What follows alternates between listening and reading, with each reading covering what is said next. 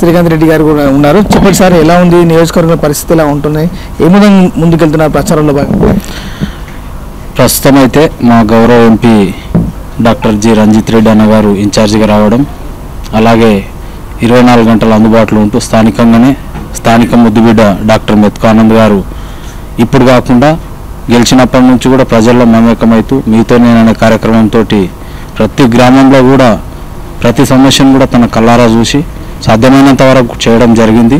సంక్షేమ పథకాల అమల్లో గ్రామాన తిరిగి ఏ పథకం ప్రభుత్వం నుంచి వచ్చినా కూడా ప్రజలకు అత్యధికంగా అందే విధంగా తన దగ్గరుండి చూసుకోవడం, ఇన్ని సేవలు చేసిండు.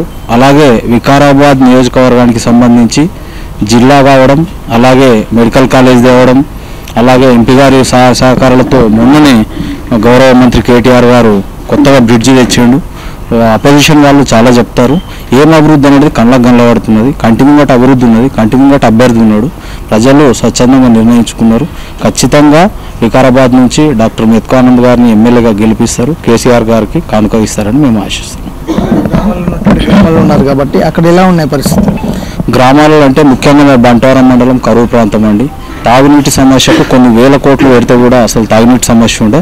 మండలంలో మిషన్ భగీరథ ద్వారా ఏ గ్రామంలో కూడా ప్రతి ఇంటి ముందు నల్ల తీసుకొని మా ఆడపడుచులందరూ కూడా చాలా సంతోషంగా ఉన్నారు. ఎందుకంటే 100 మీటర్లు ఉన్న బావులకి నీళ్లు గుంజి చాలా ఇబ్బంది పడ్డ పరిస్థితులు ఉన్నాయి. సింగిల్ ఫేజ్ మోటార్ కాడ 2 గంటలు కూడా నిలబడి నీళ్లకు కొట్లాడిన సందర్భాలని మా ఆడపడుచులు అయితే 100కు 100% నేను అనుకుంటున్నా, ఏ కొద్ది మంది తప్ప 100కు 100% ఖచ్చితంగా మా ఆనంద్ గారికి అలాగే గౌరవ ముఖ్యమంత్రి కేసీఆర్ గారికి బీఆర్ఎస్ పార్టీకి అండగా ఉంటారని మేము అనుకుంటున్నాం.